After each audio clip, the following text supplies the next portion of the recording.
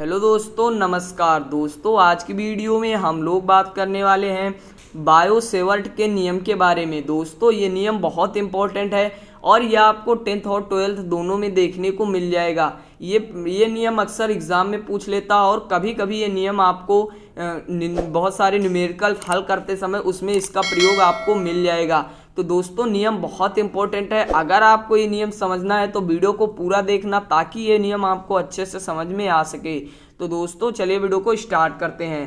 तो दोस्तों bio Savart का जो नियम है ये चुंबकत्व वाले चैप्टर पे आधारित है, यानी जो चुंबक वाला चैप्टर हमारा है 12th और 10th में उस पे ये आधारित है। और इसमें ये बायो सेवर्ट ने अपने चुंबक के लिए एक नियम दिया जो हम चुंबकीय क्षेत्र जिससे ज्ञात करने में बहुत आसानी होती है। तो दोस्तों सबसे पहले इस नियम का चित्र बना लेते हैं, फिगर बना लेते हैं। दोस्तों यहाँ पे इन्होंने कोई अनंत लंबाई का तार लिया था, तो आप तार कैसा भी लें, बस तार यहाँ पे मोड़ा हुआ नहीं होना चाहिए। जैसा कि यहाँ पे सीधा तार होना चाहिए या वक्र होना चाहिए, लेकिन तार मुड़ा हुआ नहीं होना चाहिए। तो दोस्तों यहाँ पे अनंत लंबाई का उन्होंने एक तार लिया और उन्होंने माना कि कोई छोटा सा यहाँ पे तार का अवयव ले लेते हैं। कोई अवयव कहीं से भी आप ले सकते हैं। अनंत लंबाई का तार है तो उन्होंने जो अवयव लिया वो यल लंबाई का लिया, यानी ये छोटा सा, बहुत छोटा, इसीलिए हम इसे डीएल मान लेते हैं। बहुत छोटा सा है, या आप डेल्टा यल मान सकते हैं। बहुत सारी बुक में आपको डीएल देखने को मिलेगा, बहुत सारी बुक्स में आपको डेल्टा एल देखने को मिलेगा।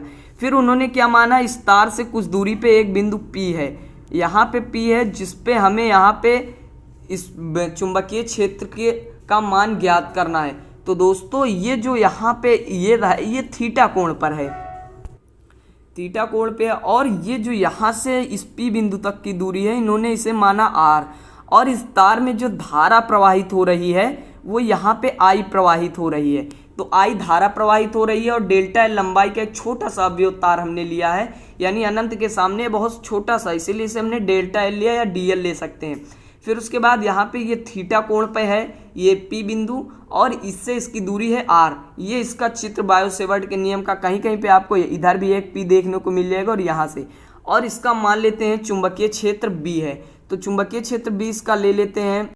तो दोस्तों बी यहाँ पे इसका चुंबकीय क्षेत्र है। ये यहाँ पे हमने छोटा सा अवयव लिया इसीलिए डेल्टा बी इसका चुंबकीय क्षेत्र हो जाता है। तो दोस्तों अब यहाँ पे इसका सॉल्व करते हैं। सबसे पहले हमें जितना मैंने चित्र के बारे में बताया, माना कोई एक अनंत लंबाई का तार है जिसका एक छोटा सा अवयव डीएल या डेल्टा एल लेने पर, तो यहाँ से तार से आर दूरी पर एक बिंदु पी है जो थीटा कोण पे है और जिसमें हमें विद्युत क्षेत्र का मान चुंबकीय क्षेत्र का मान निकालना है और इसमें धारा आई प्रवाहित हो रही है। तो दोस्तों बायो सेवर्ट ने क्या कहा, बायो तथा सेवर्ट यानी ये दो वैज्ञानिक थे, बायो तथा सेवर्ट, इन्होंने अपना पहला नियम मतलब इस नियम में अपना पहला पॉइंट दिया। जो इनका पहला पॉइंट था वो था कि जो तार में यहाँ पे ये जो चुंबकीय क्षेत्र है, किसी तार का, जो ये अनंत लंबाई का तार है, किसी तार का छोटा सा अवयव डीएल जो है, डीएल ये क्या होगा, डीएल उस वहाँ पे इसका जो चुंबकीय क्षेत्र होगा डीएल उसके अनुक्रमानुपाती होगा, यानी किसी तार का छोटा सा अवयव डीएल लेने पर जो चुंबकीय क्षेत्र बी डीएल के अनुक्रमानुपाती है। ये इनका पहला नियम, मतलब इस नियम में इनका पहला पॉइंट है, यानी कुछ पॉइंटों में इनका नियम चलता है तो इस नियम में इनका ये पहला पॉइंट है। तो दोस्तों यहाँ पे अनुक्रमानुपाती होता है, तो यहाँ पे इनका अनुक्रमानुपाती, यानी ये जो डीएल है ये डायरेक्टली प्रोपोर्शनल टू किसके है, यानी B is directly proportional to DL के है, यानी इसे इक्वेशन नंबर फर्स्ट मान लेते हैं। अब ठीक इसी प्रकार इन्होंने इसी तरह 4 पॉइंट दिए कि जो चुंबकीय क्षेत्र बी है, यहाँ पे डेल्टा बी लेंगे या डी भी ले सकते हैं, डी भी ले लेते हैं क्योंकि डीएल हमने माना है तार की लंबाई। तो यहाँ पे डीएल, और उन्होंने बताया कि जो चुंबकीय क्षेत्र बी है उसमें बहने वाली धारा के अनुक्रमानुपाती होता है और जो तार पी बिंदु की दूरी है उसके वर्ग के व्युत्क्रमानुपाती होता है। ये सब पहले पॉइंट्स लिख लेते हैं। दोस्तों यहाँ पे हमने अच्छे से पूरा लिख लिया है। जैसा कि पहला यहाँ पे इस नियम का पहला पॉइंट है, अनंत लंबाई के किसी तार में उत्पन्न चुंबकीय क्षेत्र उस तार की लंबाई के अनुक्रमानुपाती होता है। तो डीबी जो सूक्ष्म चुंबकीय क्षेत्र उत्पन्न हुआ है वो डीएल सूक्ष्म लंबाई के वर्ग के अनुक्रमानुपाती है, यानी डीएल की लंबाई के वर्ग के अनुक्रमानुपाती होता है। इसे क्वेश्चन नंबर फर्स्ट मान लेते हैं। फिर यहाँ पे उनका दूसरा पॉइंट है, उस तार का चुंबकीय क्षेत्र, नियम सब सेम ही है, सिर्फ इसमें देखना क्या है, एक बार लंबाई के अनुक्रमानुपाती कर देना है, एक बार धारा के अनुक्रमानुपाती कर देना है, एक बार इसके वर्ग के व्युत्क्रमानुपाती कर देना और एक बार साइन थीटा के अनुक्रमानुपाती कर देना है। बस इतना हमें ध्यान देना है। तो यहाँ पे उस तार के चुंबकीय क्षेत्र में उत्पन्न प्रवाहित धारा के अनुक्रमानुपाती होता है, तो प्रवाहित धारा के अनुक्रमानुपाती होता है। क्वेश्चन नंबर सेकंड मान लेते हैं। फिर अगला यहाँ पर है, उस तार में उत्पन्न चुंबकीय क्षेत्र उस तार से पी बिंदु तक की दूरी वर्ग आर के वर्ग के अनुक्रमानुपाती होता है। यहाँ से पी बिंदु तक की दूरी आर है, इसके वर्ग के, यहाँ पे इसके वर्ग के व्युत्क्रमानुपाती यानी इनवर्सली प्रोपोर्शनल टू। तो इसे इक्वेशन नंबर थर्ड मान लेते हैं। इक्वेशन नंबर थर्ड हमने इसे मान लिया। फिर उसके बाद इनका अगला पॉइंट है, 4 पॉइंटों में इन्होंने अपना नियम दिया कि उस तार में उत्पन्न चुंबकीय क्षेत्र उस तार तथा पी बिंदु के बीच बने कोण की ज्या के अनुक्रमानुपाती होता है। तो यहाँ पे इस कोण की ज्या के यहाँ पे अनुक्रमानुपाती है, यानी dB is directly proportional to sine theta. ज्या मतलब साइन, ये ध्यान दीजिएगा, और थीटा यहाँ पे कोण है। यहाँ पे जैसा कि आप देख सकते हैं इसका कोण थीटा, इसलिए साइन थीटा। अब क्या करना है, यहाँ पे आप देख ले होंगे एक और सब डीबी समान है, जैसा कि डीबी डीबी डीबी और यहाँ पर भी है डीबी, तो चारों तरफ डीबी समान है। तो एक पक्ष तो हमारा बराबर मिल चुका है, अगला पक्ष बराबर कर लेते हैं।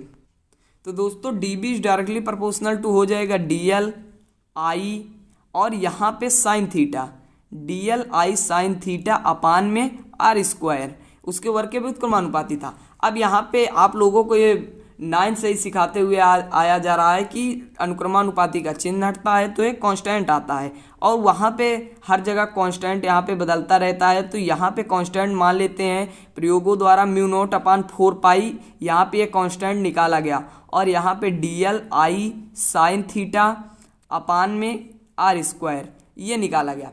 ये है इनका नियम। अगर इसको हम वेक्टर फॉर्म में लिखना पाए, यही है बायो सेवर्ट का नियम। आप कोई भी पूछे बायो सेवर्ट का नियम क्या है, यही है। इससे बहुत सारे न्यूमेरिकल सॉल्व होते हैं, बहुत सारे डेरिवेशन इससे किए जाते हैं। तो ये है बायो सेवर्ट का नियम, बायो सेवर्ट का नियम है यही, बायो सेवर्ट का नियम। और इसका बी का मात्रक की बात करें तो बी का मात्रक टेस्ला हो सकता है, न्यूटन पर एम्पियर मीटर हो सकता है, तो आप कोई भी मात्रक ले सकते हैं। तो दोस्तों अब इसका वेक्टर रूप देखते हैं। वेक्टर रूप में इसे किस फॉर्म में लिख सकते हैं, वेक्टर रूप में लिखने पर, वेक्टर रूप इसका।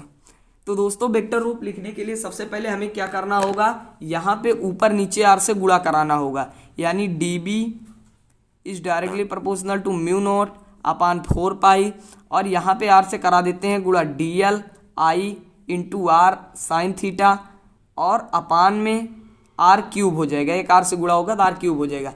फिर इसे लिख देते हैं डीबी, अब यहाँ पे वेक्टर लगा सकते हैं, is equal to mu naught upon 4 pi, और इसे डीएल जो है इसे बाहर कर ले, यहाँ पे आई बाहर कर लेते हैं, और यहाँ पे हो जाएगा डीएल क्रॉस आर यहाँ पे, और ये साइन थीटा आपने वेक्टर 11th में वेक्टर रूप पढ़ा ही होगा, A cross B is equal to A B sine theta.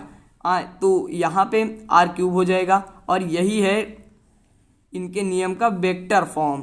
तो दोनों आपसे कहीं भी पूछे, ये है बायो सेवर्ट का मेन नियम। और जब इसे हम वेक्टर फॉर्म में लिखते हैं तो DB is equal to vector DB is equal to mu naught upon 4 pi I DL cross R upon R cube, यही है इनका नियम। अब बात करते हैं, कभी कभी हमें पूछ लेता है कि म्यू नॉट अपान 4 पाई का मात्रक क्या होता है। तो दोस्तों ये बहुत इंपॉर्टेंट है, मात्रक इसका पूछ सकता है। तो पहले इसका मान देख लेते हैं। तो प्रयोगों द्वारा म्यू नॉट का मान सबसे पहले निकाला गया। म्यू नॉट का मान होता है, म्यू नॉट यहाँ पे निर्वात की चुंबकशीलता है, ये ध्यान दीजिएगा। तो म्यू नॉट यहाँ पे मान होता है इसका 4 पाई गुणे 10 की घाते -7, और इसका मात्रक की बात करें तो इसका मात्रक होता है weber per ampere metre, weber per ampere metre, यही इसका मात्रक होता है। या इसका एक और मात्रक होता है न्यूटन पर एम्पियर स्क्वायर, या न्यूटन पर एम्पियर स्क्वायर। ये इसके दो मात्रक बहुत प्रचलित मात्रक हैं, कभी भी पूछ सकता है।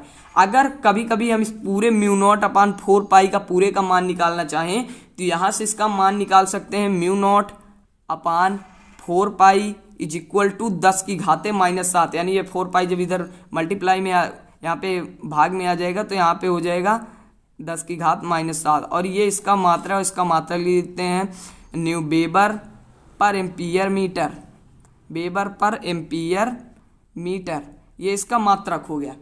अब यहाँ पे बात करें इस बी के मात्रक की, बी का मात्रक टेस्ला हो गया जैसा कि अभी बताया गया। तो दोस्तों यहाँ पे म्यू नॉट अपान 4 पाई का मान निकल गया।